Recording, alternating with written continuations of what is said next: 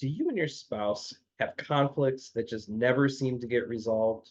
Do you find yourself stuck in cycles and patterns of disconnection over similar topics over time? Well, today, this video is going to be for you. We're talking about recurring arguments today. And one of the things I want to focus in on is that the recurring arguments that you have been dealing with is really not about a lack of communication skills, but instead it's actually about something that nobody's ever explained to you. So I'm hoping to do that today. So today's video, we're going to kind of hit some bullet points here of looking at why two levels are part of every argument and why fixing the surface issue or the surface level never fixes the cycle or the pattern. And then what actually does change the pattern? We'll look at that as well. So today we're going to get into it. My name is Jordan Johnson. I'm a licensed professional counselor. I specialize in attachment-based marriage work, specializing with particularly Christian couples. And this channel is specifically for Christian wives who are looking to understand why their marriage feels stuck. So recurring conflict is a big part of that, is when you don't have any understanding of why this pattern keeps happening, and it feels like no matter how you talk about it, you just can't connect. So it starts with something small, right? It starts with, you didn't take the trash out, you didn't mow the lawn, you didn't, do what you said you do with the kids. There's something that he promises maybe, and then he doesn't follow through with. And over time, that builds up and it causes some tension and maybe a word and then maybe an argument. And maybe the argument comes with some agreement or understanding or some sort of promise that, yeah, this will be better, we'll fix this. But then, 2 weeks later, it's back to the same thing, just in a different sort of way. And this can be very, very difficult. It drains you really, and it makes it feel like the hope for the future is kind of drifting away. Um, Sometimes you try saying something differently in a different sort of way. You might say, well, maybe it's me. Maybe I'm bringing it up to him the wrong way. But really, no matter how you come to the problem, it just seems like you're not connecting. And so most marriage advice seems to focus on the surface contents of the fight. So let's have better communication. Let's have a softer startup. Let's use I statements. Let's time this better. Let's make sure that we talk about it when we're both in a good place. Uh, but that's not really what the fight is about. And so that's why sometimes techniques can help for a little bit, but they don't actually solve patterns. And the reason why is because there's actually a battle going on underneath the surface issue of parenting, chores, responsibility, money, intimacy. These are all topics, but underneath those topics, there's actually a more of a core problem that needs to be addressed in order to see a pattern shift. And so the reason that nothing has worked is that you've been solving the wrong problem. So here's the two levels for every fight. Level number one is the surface level. This is the topic, right? This is the trigger point. This is the dishes, the finances, whatever needs to be done with the kids. Maybe there's this, if you were a fly on the wall, you'd be like, that's what the fight was all about. I'm listening and just seeing what's going on. Oh, yeah, he didn't take the trash out, so now she's upset with him. And so it could look like on the surface, that's what we're talking about. We just need to find a better way of dealing with this problem. But actually, the second layer is the one that I want to really hone in on today. It's the attachment need that's underneath. And really, this comes down to some questions that are being asked internally, but don't often make it to the external conversation. And it's more like, do I matter to you? Am I safe with you? Are you going to be there for me when I need you to be?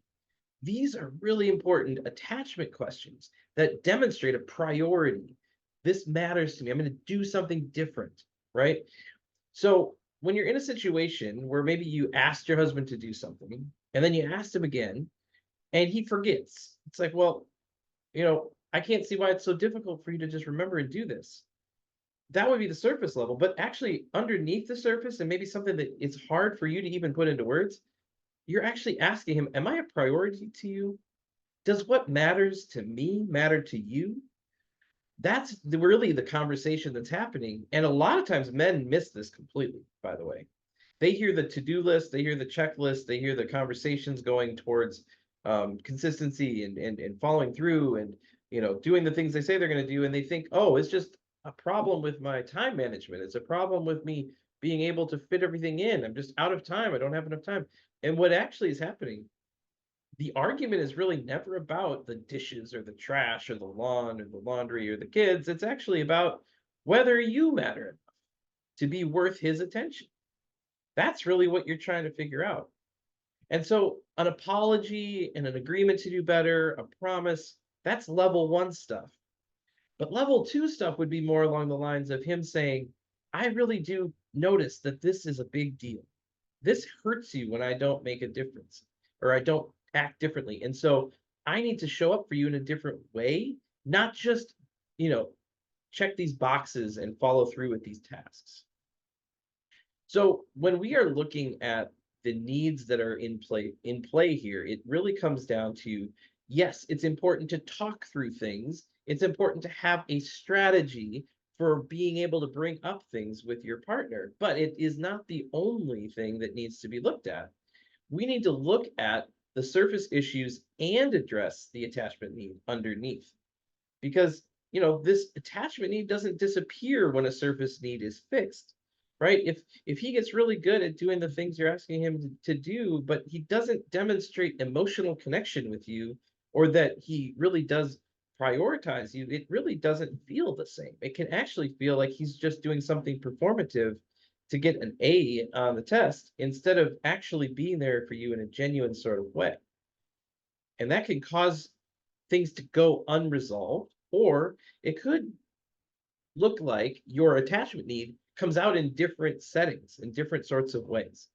And so it could be a new topic that comes up that activates the same feeling. All right, so let's take a side step here. Every disconnection pattern has its own version of this recurring fight. And the attachment need underneath this recurring fight does look slightly different depending on what pattern is driving your marriage. I've created a free quiz at creating-connection.com/quiz, and this will identify your specific pattern, and it will give you personalized insight into what your recurring fight is all about. So look for the link in the description below. It's like a 5-minute quiz, totally free. No, no sort of, what am I trying to say here? No obligation to pay for anything or anything like that. So once you've identified kind of the attachment need that's going on in your disconnection pattern, now what you can do is look at what's actually going to change the cycle. What's going to get you out of this pattern into something healthy? All right. So identifying the attachment need needs to happen before the fight starts. Once you're already flooded, once you're already triggered, you're very upset. Your frontal lobe, the adult brain, does not compute what's going on. That's actually the center of your ability to be empathetic and think things through and process things in an empathic sort of relationship sort of way. When you're being triggered, it's actually your fight or flight or fix limbic system response. It's a threat detection, survival response. And what happens there is you go into self-preservation mode. And so when you're trying to go into self-preservation mode, you don't care what's going on with your spouse. You need to focus on the point that needs to be fixed as the most important thing. And so really what we're trying to get to here is look at the problem when you're calm before things escalate and try to figure it out in that state of mind. This might look like journaling. It might look like conversations when you're feeling like you're more connected with him, but it actually needs to happen before the fight does, because if you wait till the fight starts, you're going to be flooded and you're not going to be able to understand everything that's going on. And so you need to be able to find out what is the need that goes underneath the frustration, right? Anger is an emotion that comes when your needs aren't being met. And so one of the ways to figure out what your needs are is to go back to, what did you get angry about? And if you backtrack what made you angry to a series of events or pattern, that probably indicates what it is that you need from your partner. In relationships like marriage, you really rely on your partner to show up for you in these ways. And when they don't, it creates bitterness, it creates frustration, and it creates anger. And so in order to connect, we have to choose to go underneath the surface of the anger and really name the emotional needs, the attachment needs that are there, so that you can make the conversation about the level two, the under the surface sorts of things that need to happen in that dynamic.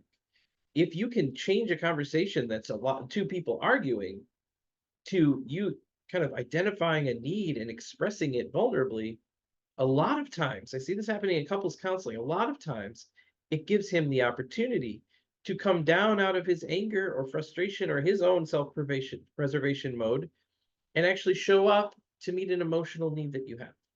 So when you learn to bring the real question, which is, do I matter to you? Learn to bring the real question, which is, do I matter to you? Am I a priority to you?